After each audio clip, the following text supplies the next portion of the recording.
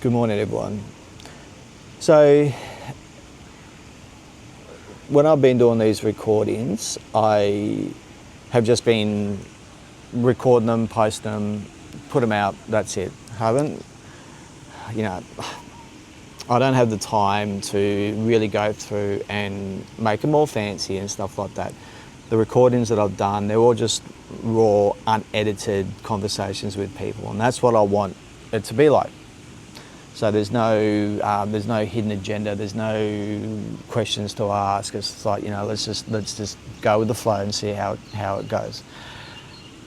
But in saying that, this particular conversation that I'm going to introduce to you, I wanted to let everyone know about the circumstances that came to me talking to this young lady. And I was really debating whether I should actually talk to her about men's health and Movember and stuff like that, because she had lost her husband to brain cancer not too long ago. So I'm thinking to myself, is what I'm doing coming across as being selfish, or can I do something to help spread the word for herself and what she's experiencing through her loss? And it's just not her, it's her daughter, her family as well who are suffering, and her friends as well who are all suffering. So I really debated whether I should talk to Mel or not. And I was umming and ahhing, yes and no, and I'm going, yep, I'm going to do it. And then the next day I'm going, nah, I need to let her have her time to grieve. And I'm thinking, then, well, why can't I? But then I'm thinking, no. So it was really, I was really debating it for a very long time. Then I thought, okay, what have I got to lose? I'm quite happy for her to say no. I'm not going to be offended at all. So I rang her up and said, hey, this is what I'm doing for Movember this year. I'm happy for you to say no, but I'm also wondering if that's something that you want to be a part of and share your story. Straight away she said yes. And it's amazing that she did that, and I can't thank her enough for saying yes to having a chat. Like I was debating whether I should do this or not, but then it's raising awareness for the grief that she's going through, the support that can be behind her for someone who's someone in your immediate family who's suffered from brain cancer. So yeah, I can't thank Mel enough really for giving me the opportunity to have that conversation with her. So it was probably mid-October. I flew down to Brisbane for a few days, taking the opportunity to catch up with her and some good friends of mine as well, and recording these conversations. So please enjoy, have a listen, have a watch. It's really insightful. Mel's an amazing woman, and I really can't thank her enough for the opportunity to have that conversation with her. So please enjoy. Thank you. Good morning, people. And today I'm on location. So I'm out of the house for a change, and I thought, well, let's come down to the Gold Coast, to Paradise Point, and meet up with the lovely Melissa. So just while I'm here, well, the reason why I'm here is obviously it's still middle, 10th of October. So obviously the sessions that we're doing are obviously pre-recorded, getting ready for Movember. But I've taken the opportunity to come down and visit the Mo Bros and Mo Sisters last night for the pre-launch for Movember, which was an excellent event. They're always great events, and it's an opportunity to catch up with the Mo Bros and the Mo Sisters, see what's going on with Movember, catch up with the guys, just kind of, just touch base and just say g'day and see what's going on, what they got planned for the month, and just kind of get a bit of insight into what's been happening with Movember over the last 12 months, and obviously what's happening in the future. So it was an excellent opportunity. Got myself a little bucket hat, Got a couple of shout outs. Obviously, everyone, Ollie, if you're listening, shout out to you, brother. So good to see you again. Ollie and I actually bumped into each other as we were getting the train into the city yesterday. So he flew in from Melbourne, I flew down from Cairns, and we were on the same train. So that was awesome. And yeah, so there was obviously talk about me, the pink, the new addition to my head. So that was a very massive talking point. So it was a good night. Great to see lots of people, and yeah, it was great to catch up. So today I had the lovely Melissa, little mighty mouse here sitting next to me. Say hello, Mel. Hello. So for just a bit of a catch up for everyone, the conversations that I've been having over the last few weeks, they've been conversations, obviously, different lots of people from different walks of life. And I really want to say thanks to Mel for this, because I really was grappling with the idea if I should contact Mel. Because Mel's obviously, well, not obviously, a lot of people may not realise that Mel has gone through a bit of, she's in bereavement at the moment. She unfortunately lost her husband V to brain cancer July? Yeah, 14th of July. Yeah, 14th of July. So it's been tough for Mel. It has been tough for Mel, and thank you. I really appreciate you taking the opportunity to have a chat with me today. I know it's hard, and I was really grappling with the idea if I should contact Mel, because I think Mel has a lot to say regarding men's health, and not just men's health as well, but women's health as well. Obviously the impact that's happened for her and for her daughter and for her family over the last few months has been pretty traumatic. So it's yeah, I just want to say thank you. I really do appreciate this. I really do. I know it's going to be a difficult conversation. It'll be an emotional conversation, I would think. Yeah. But it highlights the strength that Mel's showing when V did pass away, and she's got a lot of support and family and friends behind her, but it's still tough. And you know, again, thank you. So yeah, in saying that, so when do you just want to kind of give a brief insight on how the last few months have been for yourself? Yeah, so unfortunately we lost hubby 14th of July this year. He's been battling brain cancer for the last 5 years. He's been an absolute warrior in doing so. And becoming a widow at the age of 47 was something that never saw on my cards. You never do. And just trying to get through my own grief and also raise an 8-year-old daughter. And trying as best as I can to support her on her grief journey as well, and trying to understand for both of us of what we're going through, and you know, riding those waves of grief. Yeah. And when we're talking about her, because she's only 8. Yeah. So that having someone understand the grief and the impact that at that such young age, I would think it would be pretty difficult really understanding the concept and the thought behind what had happened, because you know, I think if it happened if she was younger, then there may not be a full understanding of what actually did happen. But obviously now that she's older, she's experiencing emotions and thoughts that she may not have thought about before. Which would be pretty hard for someone that age. How's her school and stuff going with that? Yeah, her school have been absolutely amazing. The guidance counsellor at school checks in on her every couple of days.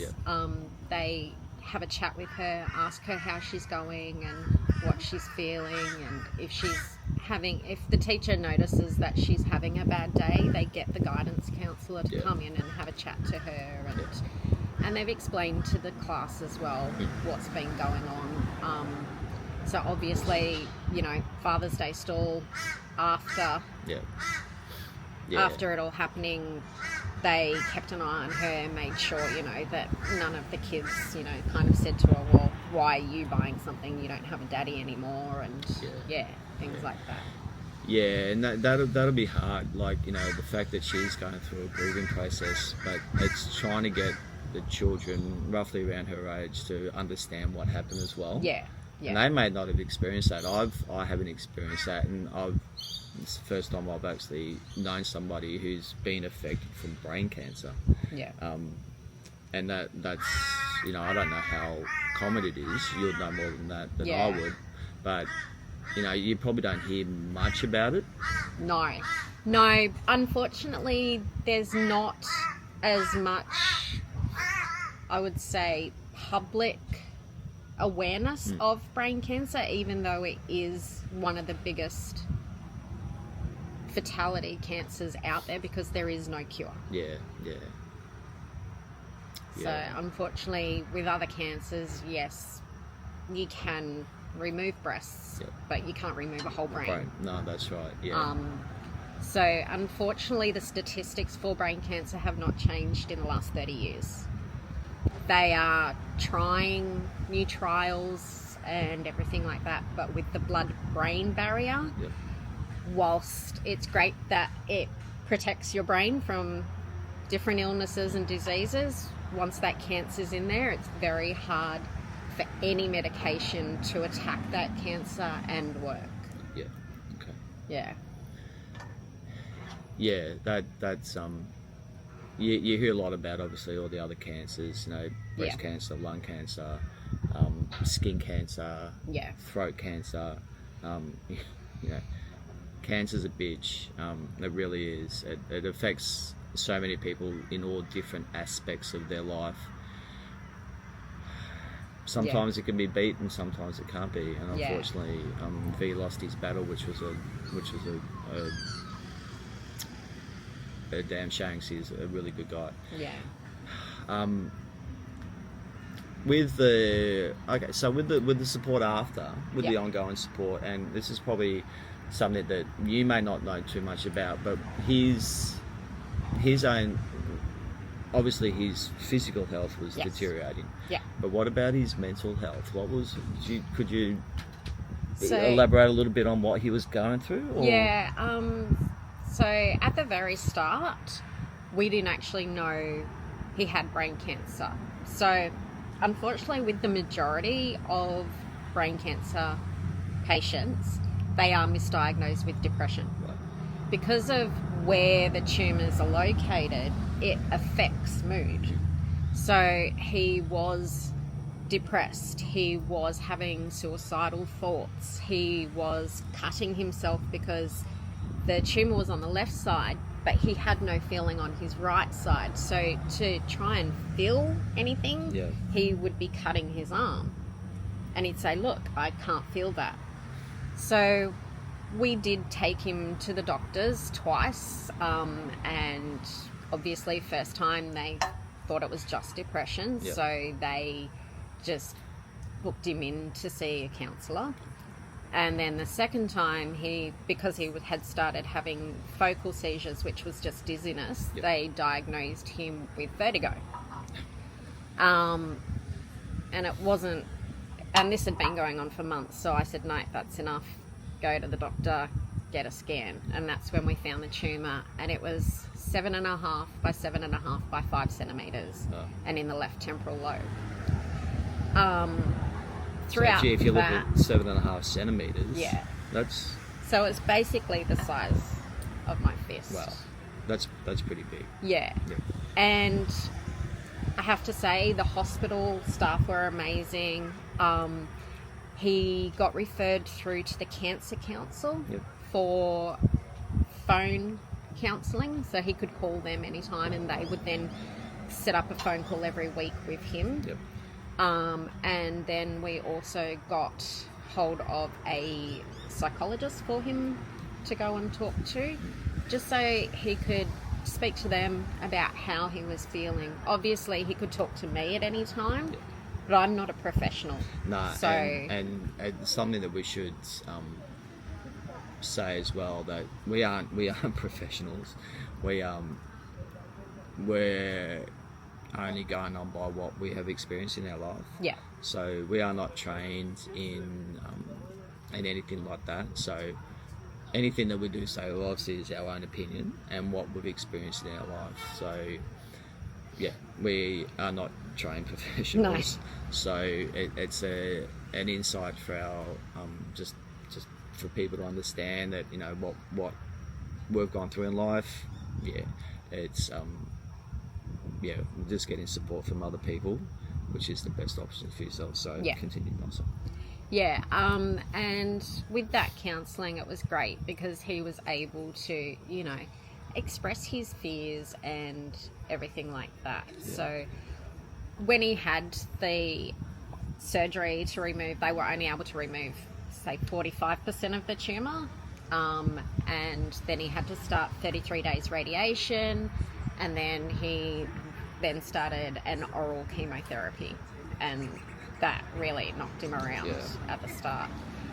And then we got the diagnosis that it was a grade 3 tumour to start off with, and no one had actually explained to him what the different grades meant. He thought a grade 3 was a very low one, and then when I explained to him, no, it's actually not, it's the opposite, he just broke down.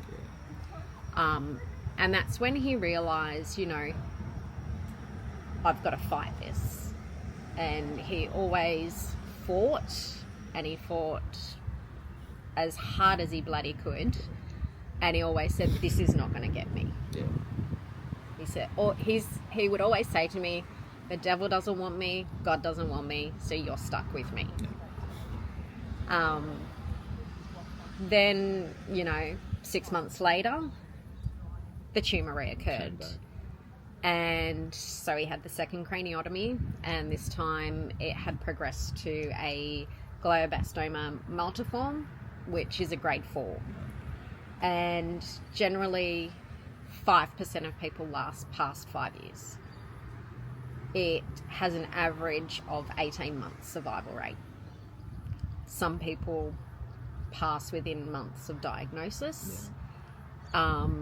It is a very aggressive brain cancer. We were lucky that he was able to live a normal life. He was stable for until August last year, and coming back from Sunshine Coast Marathon, we're driving along and he had a grand mal seizure in the car, and it went for about 20 minutes, so we knew then it's serious. Yeah, something's happening. Yeah. With his tumour diagnosis, we had MRIs every 3 months. So you always go through what we call scanxiety, because you never know. Yeah. You just never know. So every 3 months you'd be like, oh my gosh, is this it? Is this when it's coming back? Yeah. What are we in for? Yeah, and that's exactly right. Yeah, it's just that anxiety about what the outcome is going to be. You know, we're all humans, and we're thinking, okay, it's going to be not going to be good. You know, people always go on the side of, right, it's going to be bad, and unfortunately, that's generally a lot of the times is the case. Yeah, and that's something I wouldn't have thought about, you know, having that scan anxiety, knowing that you're going to go for a scan. What's the outcome going to be? You know, is it going to be good? Is it going to be bad? Yeah. And having that go through, being in a tight knit family like yourself, the three of you, you know, it would be immensely hard to really comprehend what's the outcome would be. Yeah. And I think the opportunity for yourself was you had the opportunity to say goodbye. You know, Yes. I know when Mel came up to Cairns to run the marathon up there. Obviously, things turned out for the worst, so Yeah. she had to leave. I know a lot of people don't get the opportunity to say goodbye to a loved one, No. whatever the case may be. I think for yourself, you're fortunate that you were able to get back in time Yes. and be there. Because I think if that didn't happen, then Oh. God knows how would you be feeling? Yeah. That would be pretty Yeah. tough. That'd be pretty tough. So when we're looking about the support base and the mental health side of things, obviously we look at mental health for men. Yes. When it comes to Movember and stuff like that, but then we're looking at obviously the support for the Mo sisters that have helped us men out for a lifetime. How are you going with support after? Is there support out there for yourself that you can reach out to Yep. and have a chat with people? Yeah, so through Peace of Mind Foundation, which is an organisation that provides support for brain cancer families. So I contacted them and they got me in touch with a bereavement counsellor. So I've got sessions with her every fortnight via Zoom, Yep. so that I can get support and learn ways to just get through this This period. period. Yeah. So she gives me, tools and information, and we chat and everything like that. So it's been really, really helpful. Yeah, and obviously we don't need to know what goes in those sessions, but you are finding it helpful. Yes, Yeah. yes. Yeah. So to start off with, I was writing myself massive to-do lists just to keep myself busy Yep. and distracted. But she actually said that I need to take 10 minutes every day to be able to sit and feel my emotions Yep. and get in touch with those emotions and feel the grief so that I'm not avoiding it. Yeah. She said whilst keeping myself busy is good, I also need to embrace that grief, because you never get over the grief. You just learn to live with it Yeah. and accept it. Yeah. And whilst it will, it's not an easy thing, but you just learn to live with it every day. There are days where it does feel overwhelming and like a heavy blanket Yeah. sitting on you, but you learn to embrace it and remember those good times and remember all those moments with that loved one, rather than just the whys and Yeah, because as much as the death is an absolute kick in the guts, yeah there's do the good things that you had in life, do they outweigh that massive kick in the guts? yeah exactly. And they probably do, but then you're going to be going back thinking about what happened, Yeah. thinking about could I have done anything to make it any better, but Yeah. the fact that it was an aggressive cancer, then unfortunately Yeah. not. But then I think there will be like that sense of guilt around have I done anything to prevent that? Exactly. Like there's that guilt of I shouldn't have gone to Cairns that weekend, even though he was the one But he wanted you that to go. pushed me to go, That's right. because he said I'm not going anywhere. Yeah, that's right. I'm gonna be here. Yeah. You need to go and run this marathon. Yeah. And But unfortunately, that didn't happen. Yeah. Yeah. Yeah. Mel actually got back in time. Yeah. Thank God. Thank goodness. Yeah. Yeah. And council is around at the moment. I thought council were going to not come around here. So hopefully you can hear us. Yeah. But it's Alright, yeah. Sorry guys, we're just going to have to put up with the noise of the blower at the moment. So, it's... Hi guys, we're back. So we just had to take a couple of moments there for the Mr. Councilman to get out of the way. Hopefully he won't come back, but he might. But it also gave just Mel just a bit of a break as well, because it was getting a bit emotional. So thank you for that. So going back to the support with the grief and stuff, because you know the support's there for yourself. Yes. Does that then flow on to immediate family? So unfortunately for Brooklyn, there's not much available for kids going through bereavement through like a one-on-one situation. I have found there's group situations. So there is canteen, but unfortunately they have counselling only from the age of 12 and up. Because she is only 8, it is hard trying to find that support as a one-on-one situation unless we go through the GP, get the referral, and then try and find a psychologist privately. I'm just finding there's a bit of a gap there.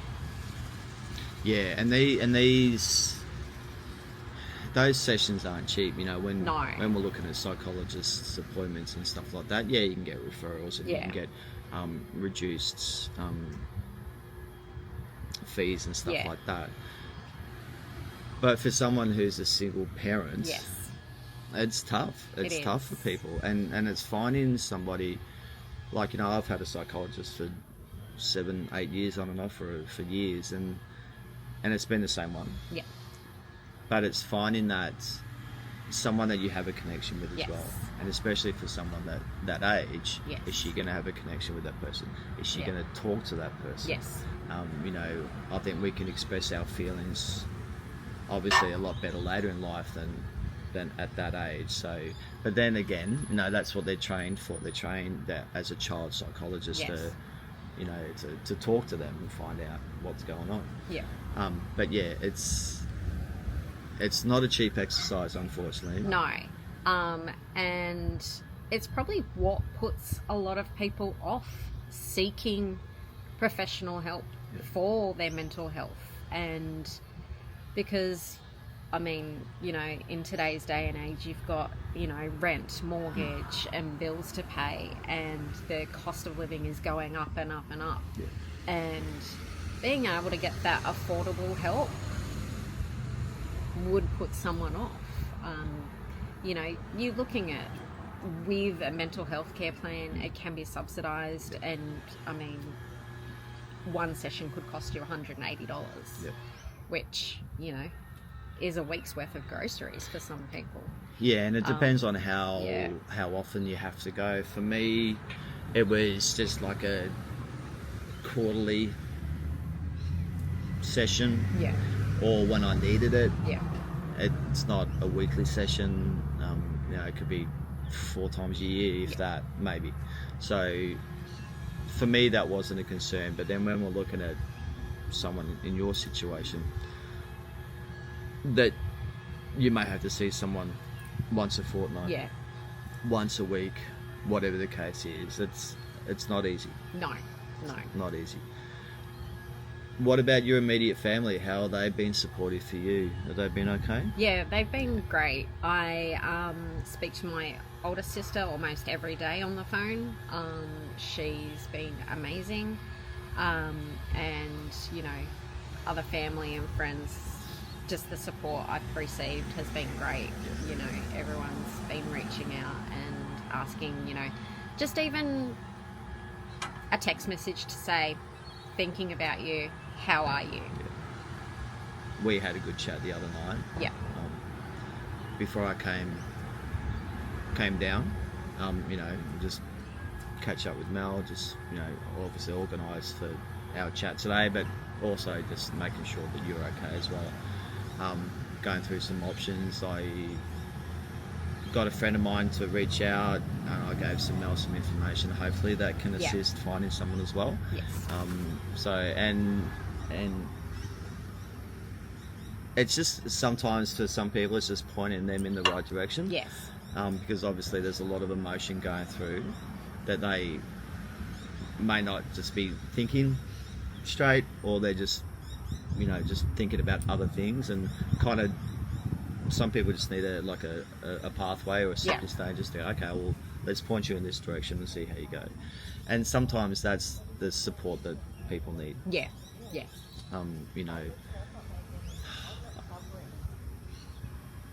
There'll be a lot of anger going through people's emotions, guilt, could they have done something and stuff like that. So I think when, again, we're not professionals, but it's going from our own opinions and our own experiences, that if I find if someone's in that grieving stage for whatever reason, like you said, a quick text message to see, hey, how you going? If you find that people don't respond, don't take it to heart. They could be busy, they could be doing other things. So people grieve differently. Yes. And unless you've experienced that, you don't really know. Yeah. It's we're talking about Mel's husband that passed away, so it's not like it's a third cousin removed from someone that you've never met in your life. Yeah. It's a lot different. So moving forward, obviously you want the support for Boogie, you want support for yourself. How do you think you're going to be going in the next, Christmas is coming up? Yes. That's going to be tough. Yeah, Christmas is going to be a tough time, and B's birthday is the week before Christmas. So he would have been 44 this December. So there's a group of us that are actually going to go out hiking on his birthday. Nice. There was a spot down at Currumbin that he had always wanted to go to.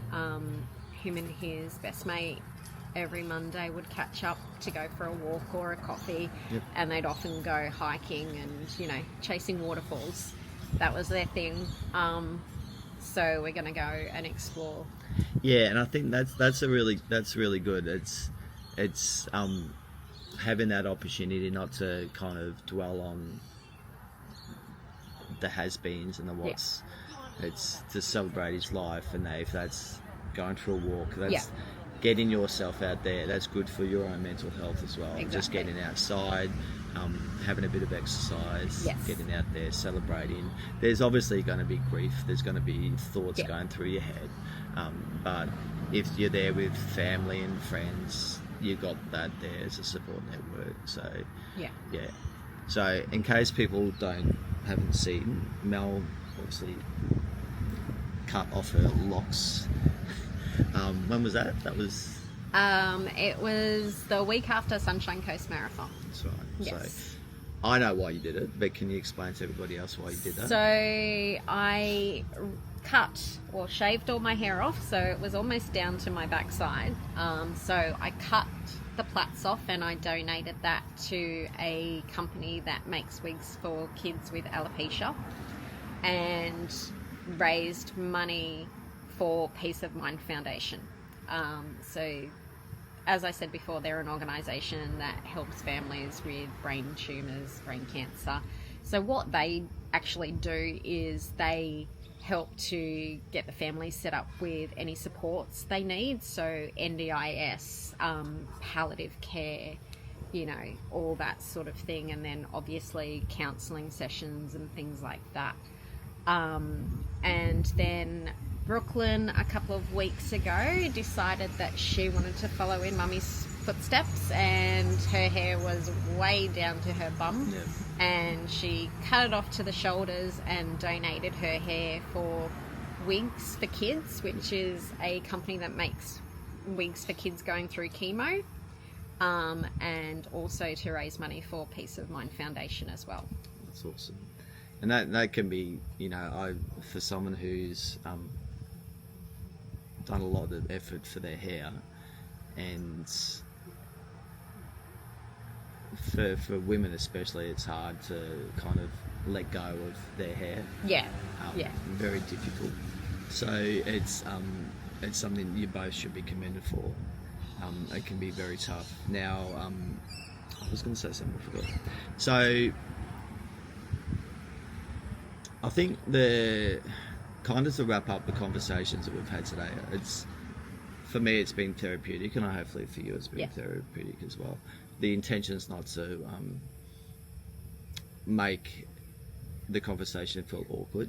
It's to raise more awareness for people out there who may have not experienced this or understand what people are going through. Yeah. It's a tough conversation to have, but I think it's an important conversation to have, because when we're looking about, obviously with Movember, what I do for men's health and for breast cancer awareness, it's just not those two. It's you look at the bigger picture. You know, you're looking at, obviously with men's health, but you're looking at women's health. Yeah. You're looking at the different issues that people have within their life: brain cancer, breast cancer, mental health, depression, suicide, stuff like that. It's all part and parcel of one thing, and it's there to help support the my bros, the my sisters, anyone that has gone through grief in their lifetime. So I do thank you for today. I know it has been tough, but I think it's been good for not just yourself, but for me as well. Yeah. So I do appreciate that. Yeah, I really do. Thank you. Thanks.